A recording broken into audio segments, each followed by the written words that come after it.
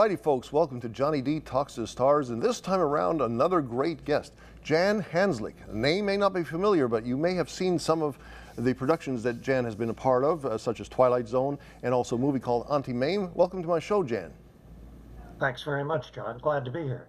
All right, well, Jan, now, before we go into anything about the shows that you've been in and movies, basically, let's just give everybody a little highlight on how you got into the acting business. Well, my mother, Jean, was an operatic contralto and a Broadway actor who had been in about a dozen Broadway shows, and so I sort of got into acting when I was 7 or 8 in Massachusetts and Connecticut in summer stock. But on one occasion, I guess it would have been 1956 or something like that, her agent said, there's a show that's casting in New York. Rosalind Russell is going to star in it, and they're interviewing boys who are about your son's age, and what do you think? So she talked to me about it, and I said, fine. She was not a stage mother by any means. She didn't push me at anything. And I guess, as they say, the rest is history. And the production is and was Auntie Mame, correct? Right? That is correct. I auditioned with perhaps 400 other boys, roughly my age, and it got down to 200, and on down to 2, I think, or 4 at any rate. Miss Russell, I still call her Miss Russell, said I want Jan. So that was that. So okay, so this is now for Broadway, correct? Yes. Yes, and how long of a Broadway run did you do before you did the movie? I was in the Broadway show for about a year and a half. Miss Russell, Roz, was in the show for most of that time, but she had a contract that said that she only had to do, I'm guessing now, or a year or something like that. So she left the show to do the movie, and Greer Garson came in and became Auntie Mame for the last few months I was there. But Miss Russell wanted me to continue to be Patrick in the movie because she was used to me, and so I left the show to do the movie. So Patrick Dennis was the character that you played, and you basically, for the first hour, I mean, you're basically Patrick in a lot of big-time role for that. I mean, that was like a major role right there. That movie almost won the Academy Award that year, and I believe 1958, correct? Yeah, it was up against stiff competition. I think there were 6 or 8 Academy Award nominations. But yeah, it was a big role, and it lasted maybe for 2/3 of the play or the movie. So, I mean, you go from Broadway to Hollywood. What was the big change for you? I mean, obviously being, I guess, it was recorded, I mean, the movie was done in Los Angeles, I guess. Were you, in Broadway being New York, I guess that was one of the big changes, right? Well, that was a very big change. It was the first time I'd ever been to California, to Los Angeles. The movie was filmed at the Warner Brothers studios in Burbank, and my grandparents, who lived in Portland, Oregon, my mother's mother and father, came down and stayed with me while I was making the movie. So it was a big change, and I went to school on the set, so I really wasn't out in the community very much. Who were some of the first, I mean, before we go into talk about the movie, I mean, when you first arrived in California, I mean, beyond, I guess, Rosalind Russell, any big stars that you crossed paths with and said, holy cow, I'm here in Hollywood? Did anything like that happen? Yeah, on several occasions. I can't remember them all, but I know that at that time, Warner Brothers, I think the TV show Maverick and some others, James Garner, a number of other actors were there. I mean, they were on the lot, if you will, and I got to meet a lot of them. A lot of them came by the soundstage when we were filming just to watch what was going on, and so I did the same thing. There were a number of folks, but I can't remember. No worries, no worries. Say, I guess now, again, you worked with Rosalind Russell, already a big star when you were on Broadway with her, and then also a big star, movie star, when she was out there in California filming with the movie with you. So any stories with Rosalind Russell? Anything that happened interesting? Well, she was very much like a second mother to me. She was Uh-huh. a lovely, warm, engaging, humorous person who took me under her wing when I was in the Broadway show, and then that continued when we were making the movie. It was it was a really good experience. I mean, from obviously from the standpoint of Mhm. making a movie and being in a big role in a in Hollywood, but from a personal standpoint, it was a delightful experience that was made very easy for me. Uh-huh. I mean, you also crossed paths in the movie with Forrest Tucker, character actor, correct? Yes, he's very nice, very and Roger Smith. Of course, Sure. Roger Smith played me grown up, so that we didn't. I mean, I knew him and we met and were there at the same time, but his part of the movie really came after my part. Roger Smith eventually ended up being the husband to Anne Margaret, correct? That's correct. Yeah, yeah, and yeah, and so you guys, you and Roger, I mean, were in the movie. Basically, you did the first part, basically, and he took over the second part where you had grown up, where Patrick had grown up, and kept going, you know, with the movie. Was there, I mean, and was there? So you had a pretty good friendship with Roger. You guys talked about the role.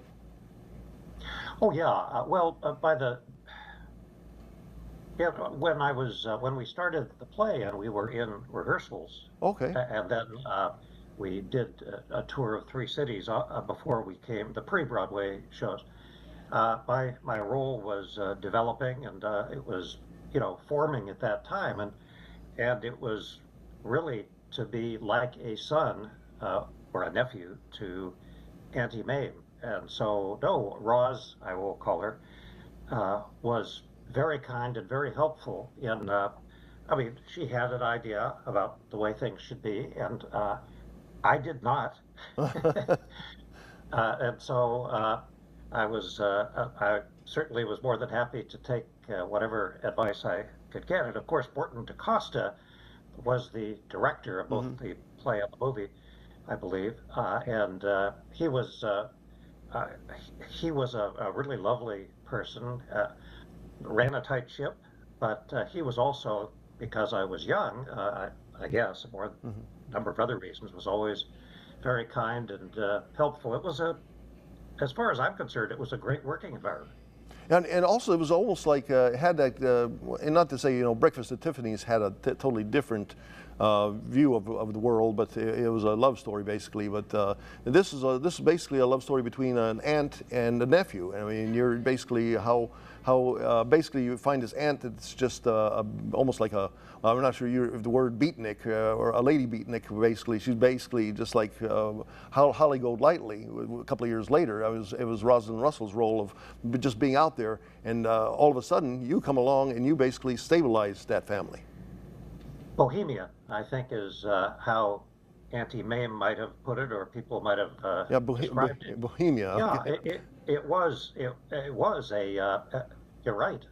The introduction of Patrick into her life made her, for all intents and purposes, a mother with great responsibilities. Hmm. And of course, if you recall, I had an unkind or distant father. At least that's the sort of impression that you get. So I hadn't had much of a family life, if you Sure, will, sure. before that. So it was a big change for her. The message that I would take away from the movie, or have taken away from the movie, is that you've got to be open to new ideas, Uh-huh. and you shouldn't categorize people on the basis of whether they're a hippie, Sure. beatnik, bohemian, or a straight-laced kid from Chicago whose father just died. Be open to new experiences and take them as they come. I think that was, in a nutshell, that was basically what Auntie Mame was all about. I mean, and that movie just, it's a very good comedy. And again, it didn't win Academy Awards, but it was nominated, correct? For Academy Awards, like you I said. think there were 6 or 8 nominations. Yes, it Yes. may have won a technical award, and Okay. the sets and the cinematography Uh-huh. uh, were are still talked about today in Oh, some sure. circles. Anyway. You guys, there was a scene there that you all end up going to Savannah, Georgia, and was that was filmed in California, I presume, or was it filmed anywhere beyond California? No, it was filmed at, I think that was filmed at the MGM lot where they Okay, had the mansion, but no, it was all filmed in Los Angeles all Los or Angeles. around. So you also had another character actor on there. Fred Clark was a big time character actor. Well, yes, and I didn't get to know Fred very well, but he was a marvelous actor, and I remember most everybody, if they think about the movie and they know that I was in it, they will remember the scene where I made the martini Oh for yes, him. yes. And he was a good sport and quite an accomplished actor. And there's also Yoki Shimoda, the character actor. He went on for many years, just playing an ethnic character actor, Japanese character actor, but also very big time known in Hollywood. Correct? Yes, yes, he was, and of course at that time or during those years, there weren't that many Asian actors who were getting major roles, and so Yuki, who was really a delightful, very funny, happy person, he benefited from that. He was in lots of things after Auntie Mame. So cool. So that was that one part, and then all of a sudden, a couple of years later, I mean, first of all, between that, and I think you had a couple other shows that you did, but then your next big event was The Monsters Are Due on Maple Street, the Twilight Zone episode. Yes, yes. Yeah, and that Twilight Zone episode, I think, ranks up in the top 5 of Twilight Zone episodes, such as To Serve Man, and again, The Monsters Are Due on Maple Street. What was it like doing that series? Well, first I have to say that I was blessed. I am blessed in that my two credits, really, in the entertainment industry are both pretty well known and both, pretty good. Auntie Mame and The Monsters Are Due on Maple Street. So if you had a Jan Handzlik Film Festival, you could have it in one evening. But I One think afternoon. they're both good. But that's They're both cool. good. I mean, the impression. Think about that. I mean, it doesn't mean that, I mean, like you said, 2 movies and also the Broadway production of Auntie Mame. But again, Monsters Are Due on Maple Street, to be known as one of the most famous, if not the famous. I'd rank it up there with the other episode, To Serve Man, as being my top two. Yes. On the Twilight Zone. So did you, at the time when this was being filmed, did you all realize this was going to be such a big time that event that would just, even into the 21st century, people still talk about it, and literally in schools they're doing plays like that. They're doing Monsters Are Due on Maple Street. Some schools still are using Rod Serling's teleplay.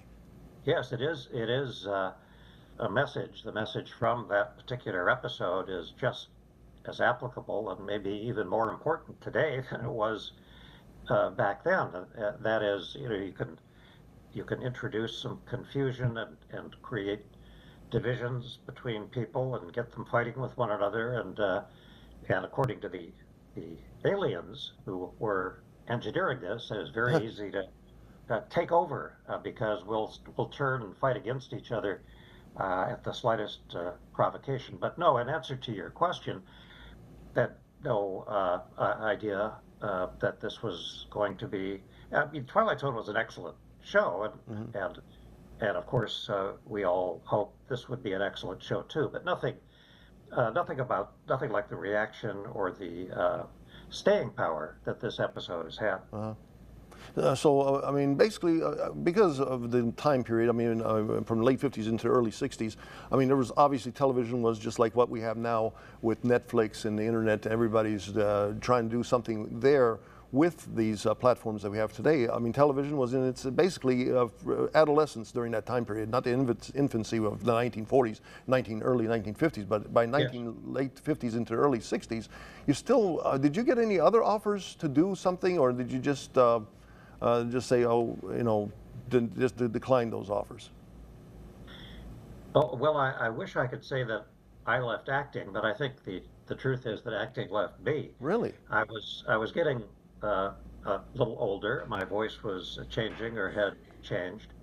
I did read for a number of parts and I was offered, or I was in the running for a movie, I guess it was, All Fall Down with, I think it was Warren Beatty, but I can't remember. It was a well-known movie at the time. But the long and the short of it is that my mother as I mentioned, was a singer and an actress, and uh, we moved I moved back to New York Hmm. after filming Auntie Mame, and we stayed there. We came out for a while to Los Angeles, and that's when I did the Twilight Zone episode. But then moved back to New York. So I can't say that I would have been a somebody if I had stayed in Los Angeles. Probably better off that I didn't. But it was really, I mean, at the root of it was my changing age. I was growing up, and my mother's career. Okay.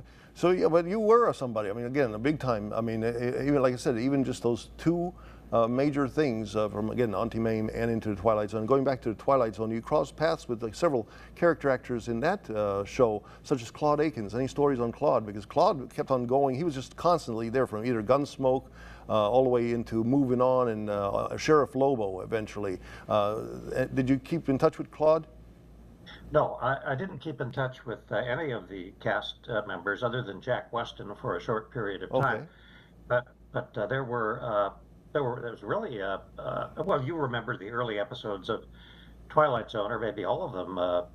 Lots and lots of very well-known actors or sure. actors who would become well-known appeared on Twilight Zone. So there was Claude Akins, Jack Weston, is it Barry Halloran?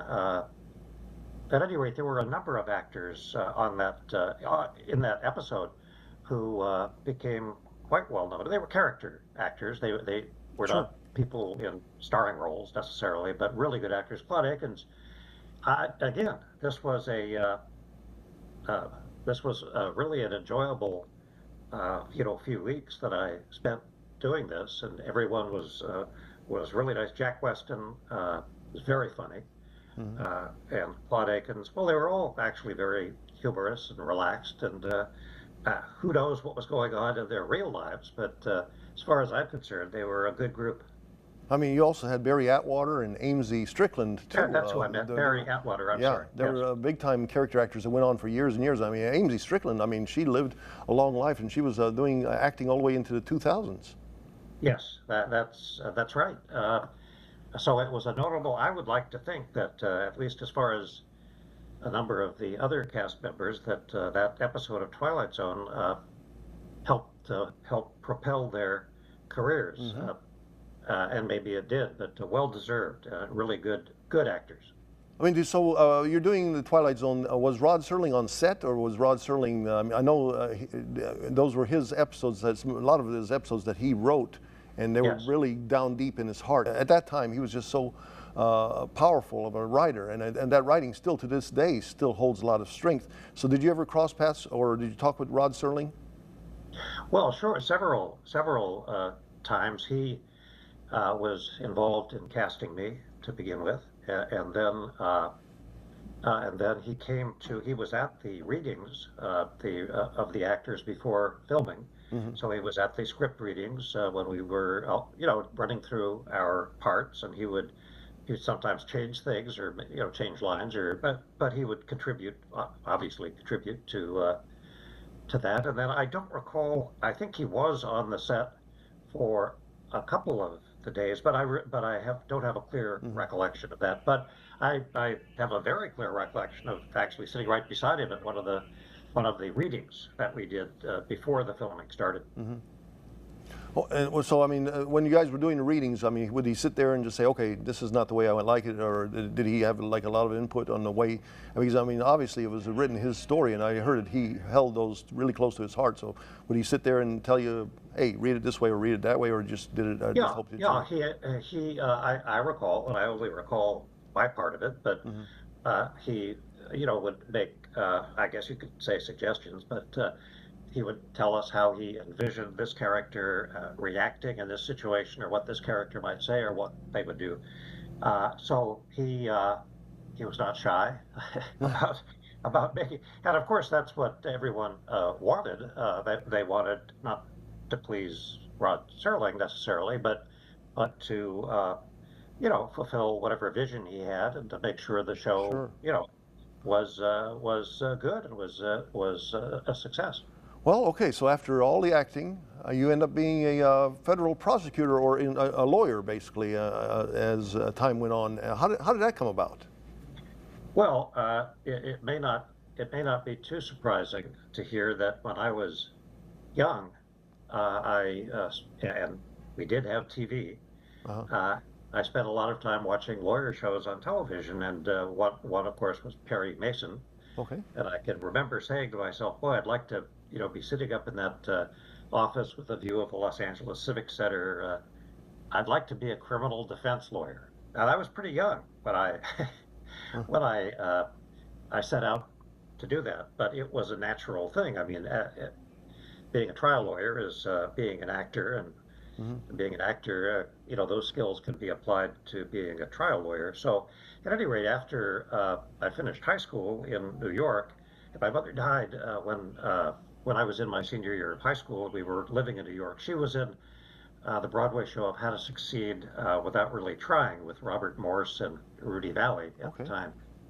Uh, but I applied for, and she always stressed, she said, "You're a great actor and you're going to do well and you'll have a wonderful career as an actor, but it's be a good idea to have something to fall back on just in case." So she stressed the importance of getting an education. Cool. And I had been admitted to college at USC by that time when I was a senior in high school.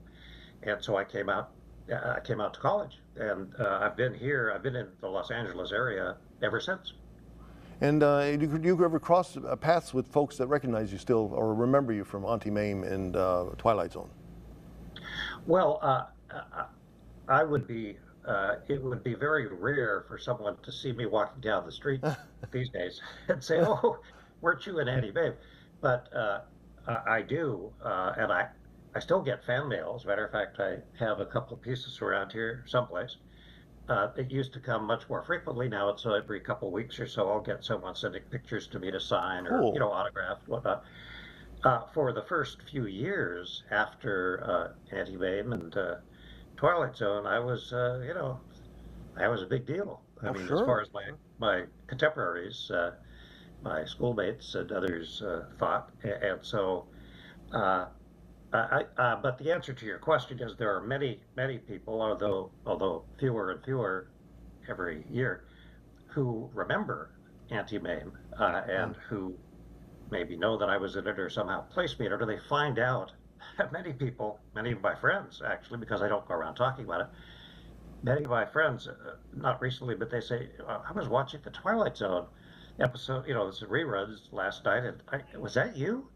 uh, And then other people have said, Jan, were you in the movie Auntie Mame? And so, at any rate, there are people who remember and who love both things. is there a part of you that still wants to maybe do something else in acting, or are you just done with that? No, I've always had the bug, if you will, or the feeling that with all this talent that I have, I you know.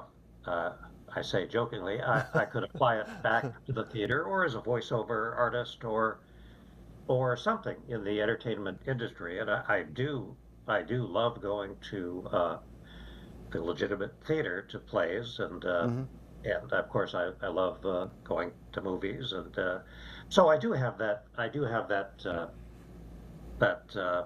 somewhere deep down inside. Maybe when I finally give up the law business, I'll go back and try my hand at that. That'd be my third career, my repeating my first career, I guess.